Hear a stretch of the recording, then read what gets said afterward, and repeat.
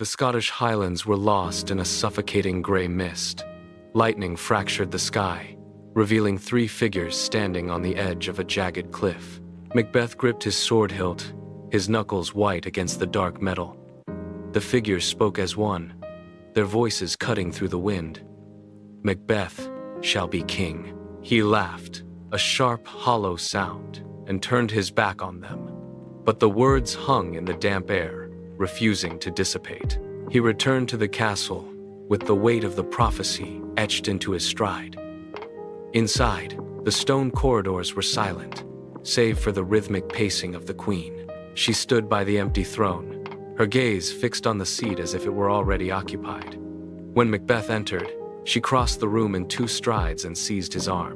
Her grip was iron. "The crown is within reach," she hissed, her eyes searching his face for a sign of hesitation.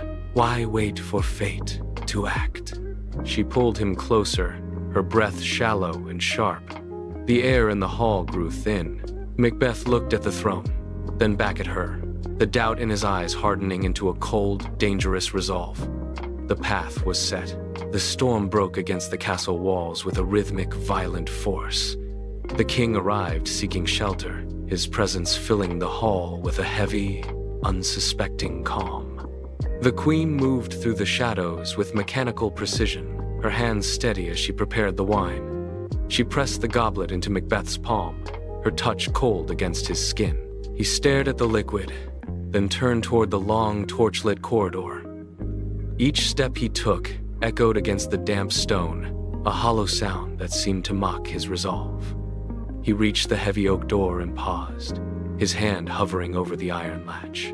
The wood felt rough and ancient under his fingertips. He pushed. The door swung open, revealing the king in deep, rhythmic sleep. Macbeth stepped into the room, the air thick with the smell of rain and old dust. He raised his blade, his knuckles turning white as he gripped the hilt. He did not hesitate again. He struck once, a sudden, brutal motion that cut through the silence. A sharp, choked gasp followed, then nothing. By dawn, the crown rested on Macbeth's head, but he sat on the throne like a man waiting for a blow. His eyes darted toward every shadow that stretched across the hall, tracking movement where there was none. During the victory banquet, the air was thick with the smell of roasted meat and wine. Macbeth stood to offer a toast, his glass raised high, but his hand stopped mid-air. He stared at an empty chair at the end of the table, his face drained of color. "He is there!" he shouted, his voice cracking against the stone walls. The glass slipped from his fingers, shattering against the floor in a spray of red wine and shards. The lords froze, their forks hovering, their eyes wide with confusion and rising fear. The queen stepped forward, her movements sharp and urgent. She moved between Macbeth and the guests, forcing a tight, unnatural smile onto her face. She signaled the servants, her hands waving them away with frantic, jerky motions.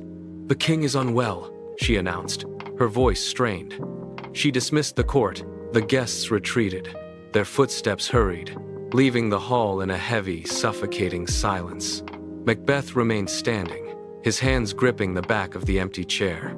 The castle corridors grew cold and hollow. The queen paced the stone floor at night, clutching a basin of water. She dipped her hands in, scrubbing the skin until it turned raw and red. She whispered to the empty air, "Out, damned spot."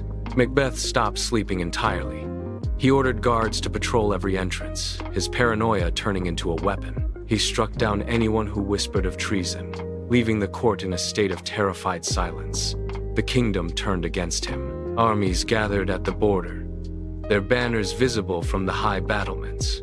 On the final day, the fog rolled in, thick and suffocating. Macbeth stood on the ramparts, watching the enemy advance. He squinted through the mist. The trees were moving. A forest of branches shifted forward, concealing the soldiers beneath. He realized the prophecy was a riddle of half-truths. He drew his sword, but his hands shook against the steel. Below, the heavy iron gate groaned. The enemy breached the gate.